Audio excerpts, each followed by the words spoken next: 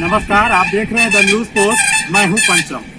चुनाव कोई भी हो, जीतने के लिए कुशल रणनीति का होना जरूरी। वर्ष 2024 चुनावी वर्ष है और इस चुनाव को लेकर भाजपा, कांग्रेस, झामुमो सहित तमाम राजनीतिक दल चुनावी रणनीति बनाने में जुट गए। सबों की नजर संथाल परगना प्रमंडल पर है।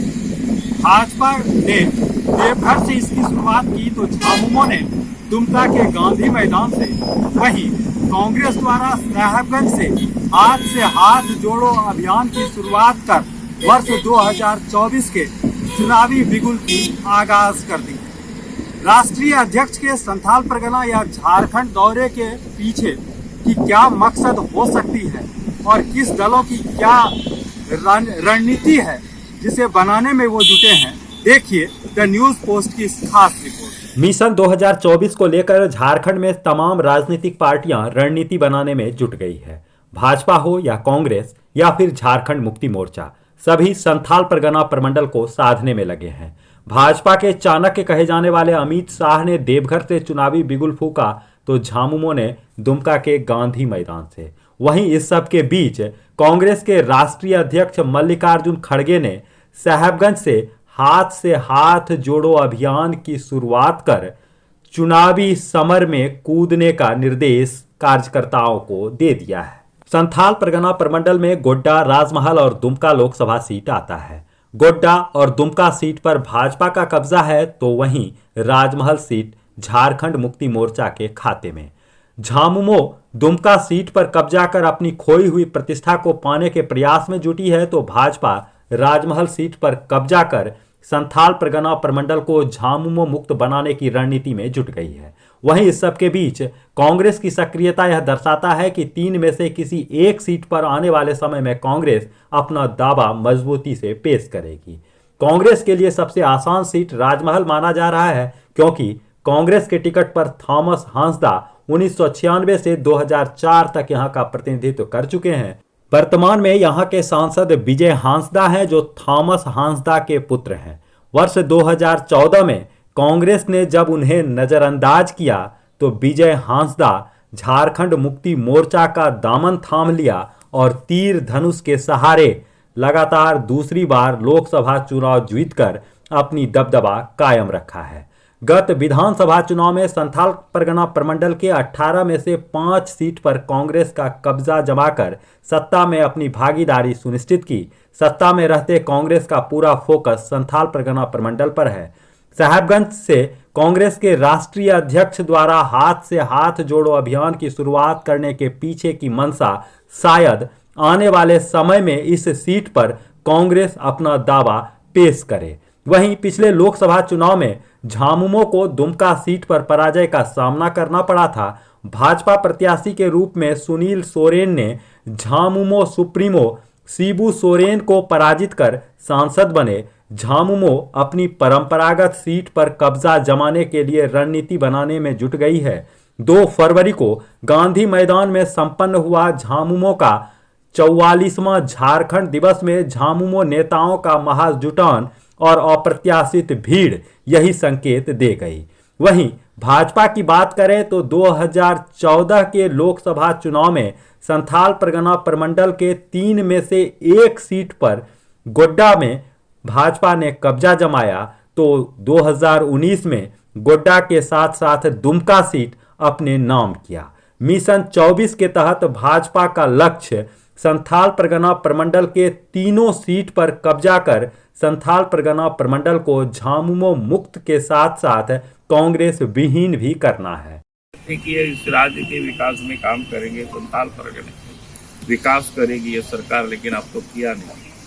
अब भारतीय जनता पार्टी ने ये जो विजय संकल्प रैली है 4 तारीख, इस बार संथाल परगना के 2 लोकसभा तो भारतीय जनता पार्टी के पास है, तो तीसरा लोकसभा भारतीय जनता पार्टी जीते उसकी तैयारी चल रही है। और साथ ही संथाल परगना में विधानसभा सीट भी जीते ताकि शिबू सोरेन के जो परिवार है बोरिया बिस्तर बांध करके उनको वापस बोकारो भेजनी।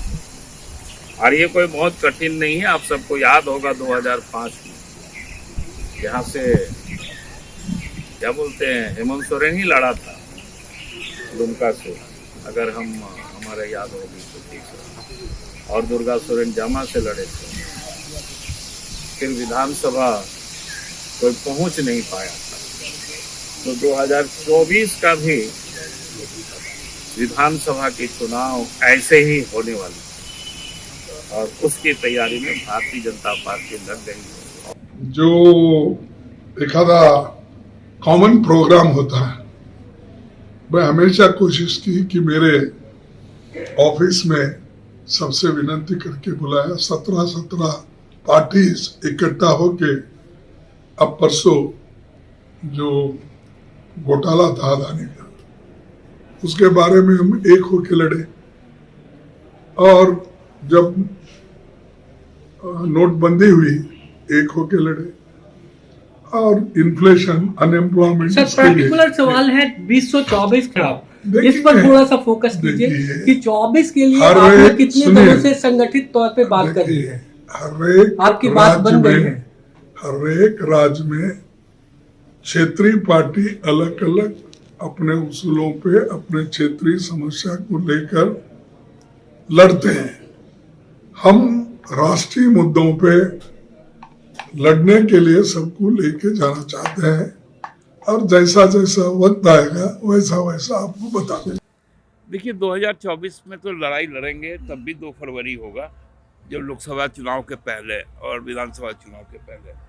लेकिन उसकी तैयारी आज से शुरू हो जाएगी, ताकि पिछले विधानसभा में हम लोगों ने कोलान से पूरे भारतीय जनता पार्टी का सफाया किया था।